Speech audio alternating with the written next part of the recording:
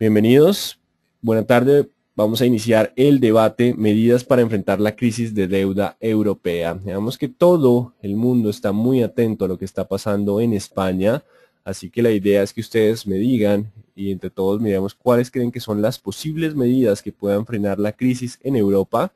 ¿Creen que es probable que se conozca alguna medida en próximos días? Comenten el impacto que podría tener la medida que ustedes consideran que es probable que aparezca.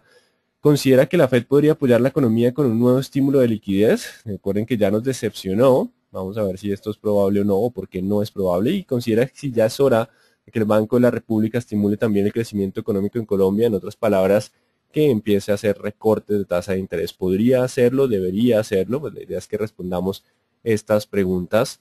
Pero para iniciar, hagamos un pequeño resumen de cómo llegamos a acá. Simplemente qué está pasando con España. Vamos a ver acá el IBEX de España. Simplemente continúa con una marcada tendencia bajista. Vamos a hacerlo un poco más grande.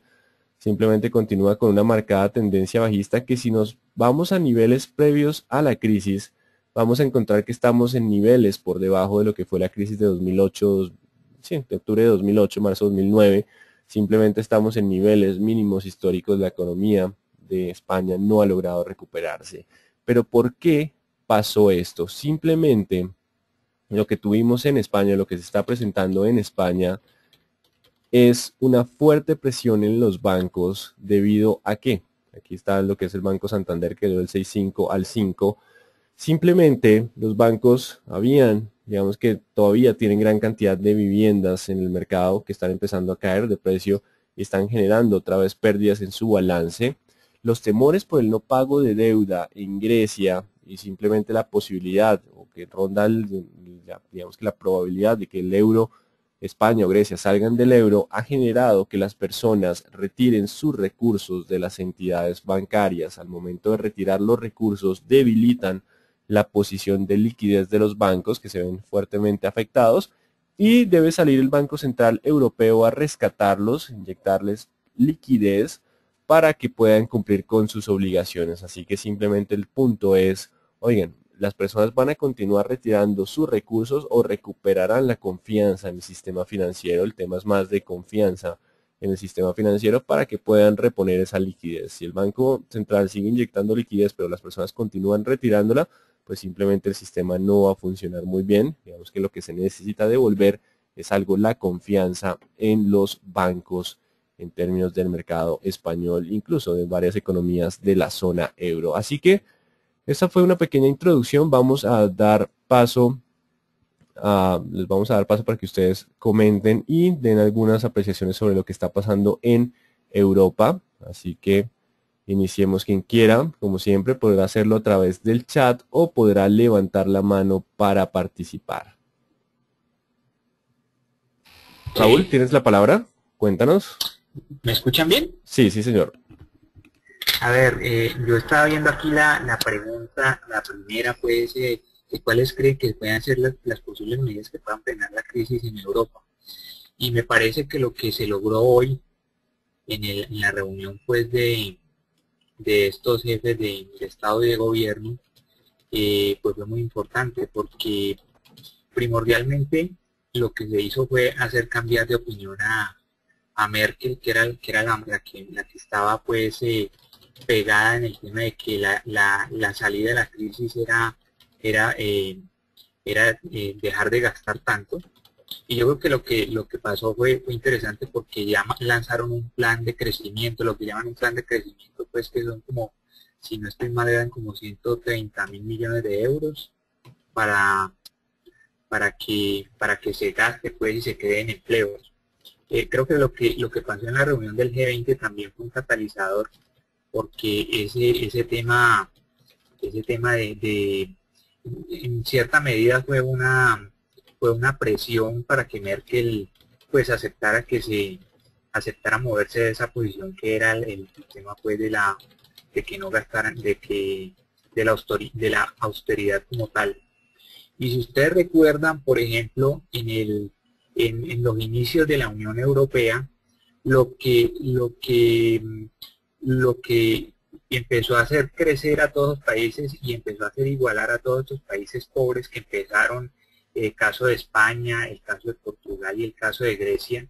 En los inicios de la Unión Europea lo que hubo fue mucho gasto de la misma Unión en los fondos de estabilidad. Lo que habían antes eran unos fondos de estabilidad, que eran para construir infraestructuras y para de una forma poner a los países que entraban, que eran pobres, que no eran del núcleo duro, o sea, de Alemania, Holanda, Luxemburgo, Bélgica, esos países como por ejemplo España, Portugal, la misma Grecia y otros países pues, periféricos, pues también ponerlos digamos, hacer obras grandes de infraestructura para que la unión aduanera que se pensaba en la Unión Europea pues pudiera se pudiera lograr, ¿ya? Entonces yo creo que con este tema del ya el gasto que se empiece a gastar y que se empiece a buscar fórmulas de crecimiento, yo creo que es un primer paso importante en ese tema para frenar la crisis, porque puede tener un efecto como el que tuvo en los primeros años pues del tema de la Unión Europea, lo que puede ayudar a estos países pues como también darles una mano en salir de la crisis. Claro que eso ellos también tienen que poner de su parte, por ejemplo, en el tema del rescate a los bancos. Yo creo que es importante que ellos aclaren que las platas que les van a dar para ellos pagar los rescates a los bancos, por ejemplo, no se van a ir en pagarle los sueldos o los golden parachutes, lo que llaman los golden parachutes a los directivos de los bancos, que son las indemnizaciones, pues cuando los sacan, que son indemnizaciones de millones de euros, sino que se van a ir es para prestar al sector privado para que pues genere empleos, que es una de las de las partes importantes que hay, porque ustedes saben, pues digamos en España y en Grecia la crisis más grave es porque los jóvenes, las personas jóvenes no tienen empleo, entonces no tienen cómo activar la economía. Perfecto. Eh, Eso era más o menos lo que quería decir.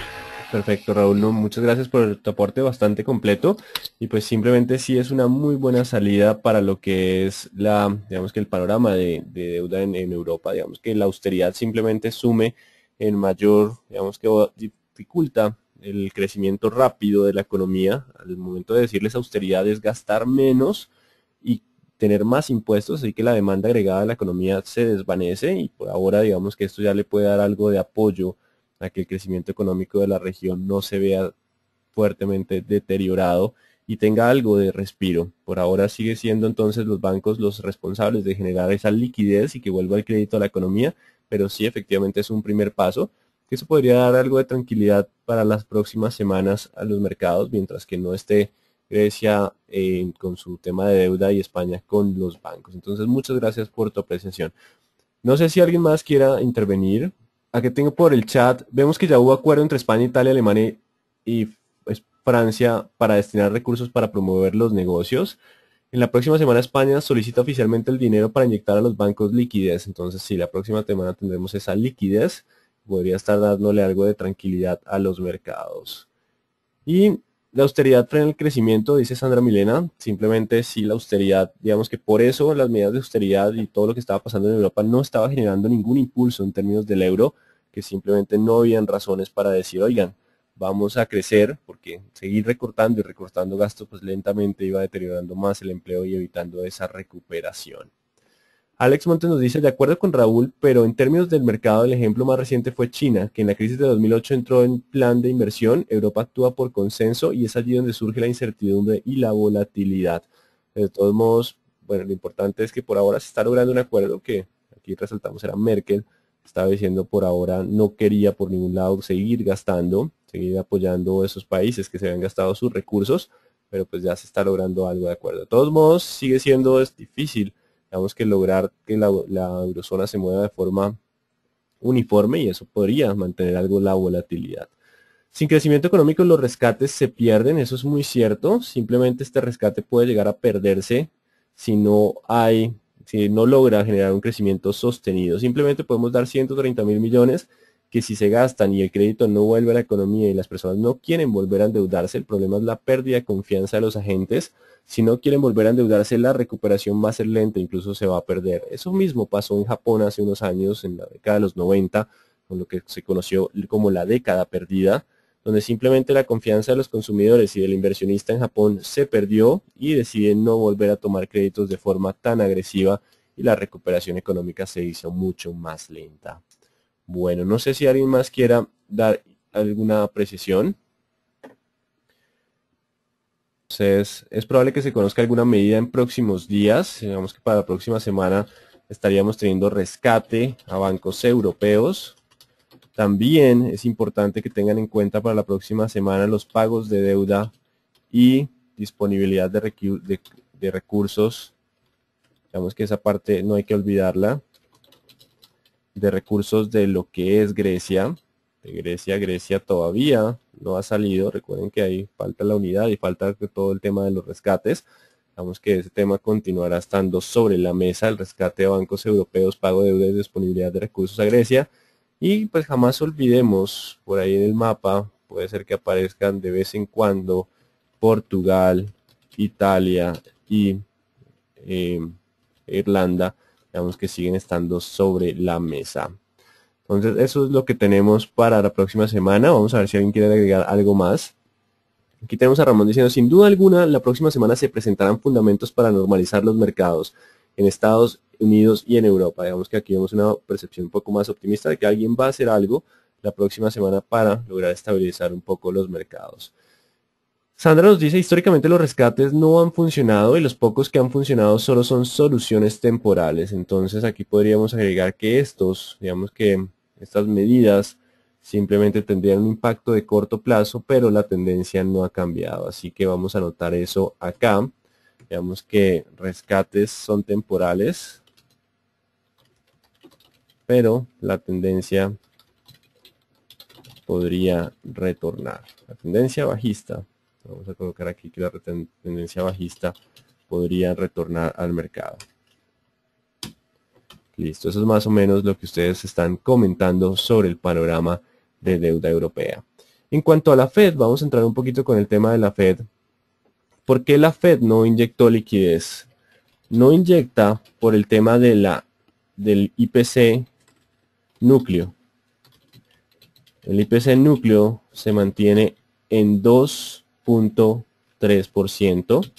Recuerden que la Fed dijo que si caía por debajo del 2%, estaría dispuesta a apoyar con mayor liquidez. Por eso lo que trata de buscar es mantener las tasas bajas para reactivar el mercado de vivienda. Mantener tasas bajas de largo plazo, por eso la operación split, para que las hipotecas sigan siendo bajas. Mantener la tasa de hipoteca baja. De hecho están en mínimos históricos, cerca del 3.7 efectivo anual. Entonces simplemente no inyecta liquidez porque digamos que el IPC se mantiene. Y si Europa y emergentes inyectan liquidez, que es lo que estamos viendo, los emergentes han venido recortando sus tasas de referencia, falta Colombia que ya estaría próxima, pues no habría necesidad de impulsar más su economía. Entonces no habría necesidad de estímulo.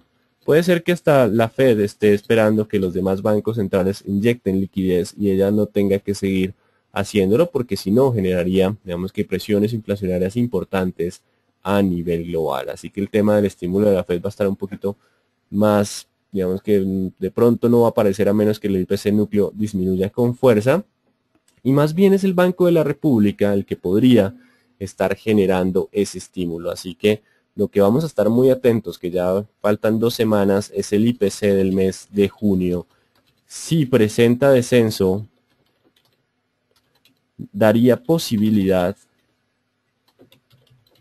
al Banrep de bajar tasas.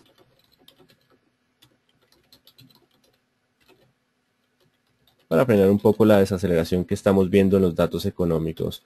Veamos que Colombia también se ha unido a la tendencia de desaceleración, así que simplemente el IPC del mes de junio será una noticia importante que deberán estar atentos, que nos daría la posibilidad de que el Banrep baje tasas o no para darle impulso al mercado. Si el IPC continúa en ascenso, pues simplemente la posibilidad de ese recorte de tasas se hace más difícil y la presión sobre el crecimiento económico también se incrementaría. Entonces simplemente vamos a estar atentos en términos de la próxima semana del impacto que tenga o el efecto que haga sobre el mercado, digamos, el acuerdo de gasto fiscal en la zona euro, los recursos que sean entregados a los bancos europeos. Simplemente puede haber algo de temor, que sea algo temporal. La Fed la vamos a descartar simplemente hasta que el IPC no descienda, el IPC núcleo por debajo del 2,3, la Fed no vamos a que tener en cuenta la posibilidad de estímulo, pero sí nos concentraríamos en lo que es el IPC local para saber si el Banco de la República podría bajar tasas o no en términos del mercado. Ese sería más o menos el resumen hasta el momento de lo que es todo el panorama de estímulos a nivel global y cómo se están moviendo las economías. Aún con datos de consumo todavía elevado y cartera vencida creciendo, ese es el punto importante. Digamos que acá, en términos de Colombia, está la cartera de créditos creciendo aún muy fuerte, ritmos del 20%. Ya se ha venido estabilizando ese ritmo del 20% y aumento en la mora. Entonces, eso está sobre la mesa, así que eso puede frenar los recortes de tasas. Entonces, simplemente hay que estar atentos también al comportamiento de la mora. Esta la podrán mirar siempre.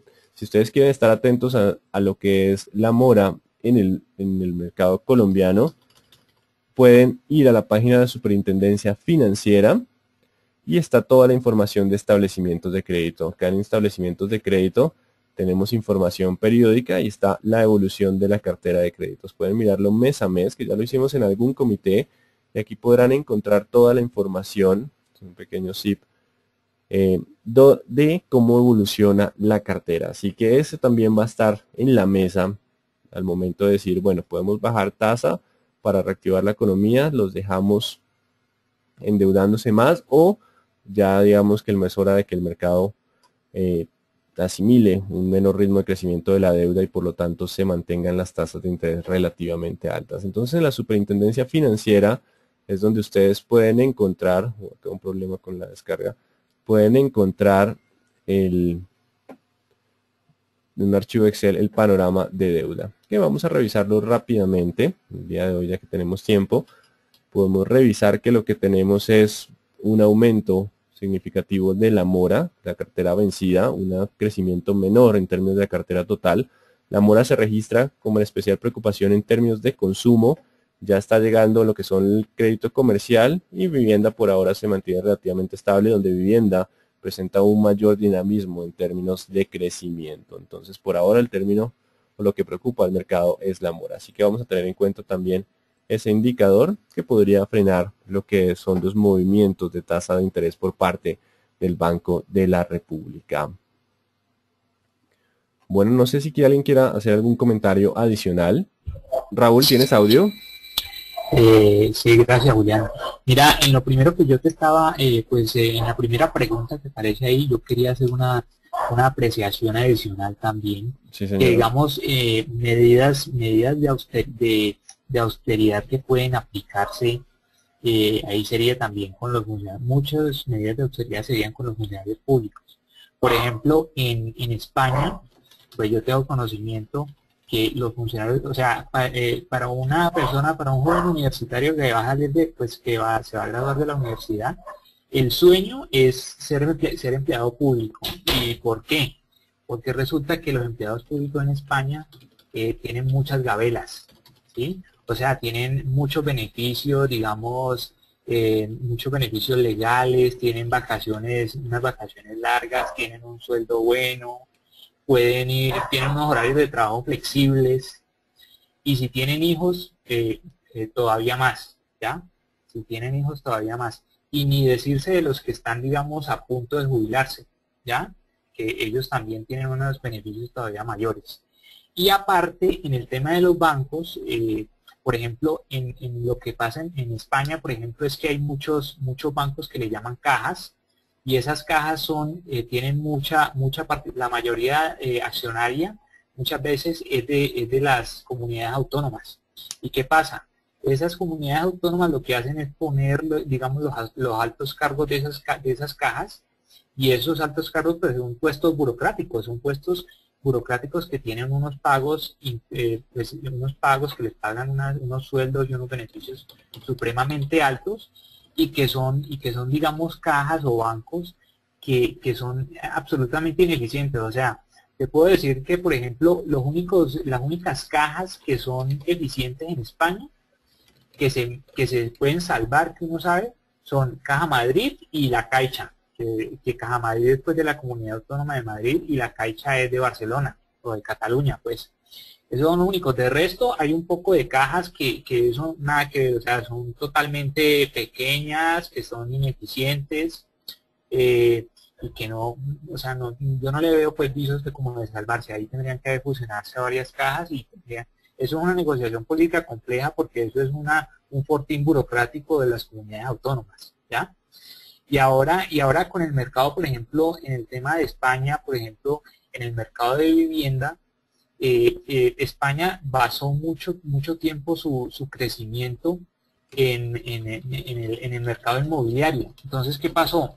Cuando los bancos dejaron de prestar por la crisis pues de la hipoteca y todo en Estados Unidos, a ellos los afectó mucho, porque muchos de esos bancos tenían inversiones en Estados Unidos, y a ellos les afectó mucho, entonces dejaron de prestarle a los constructores.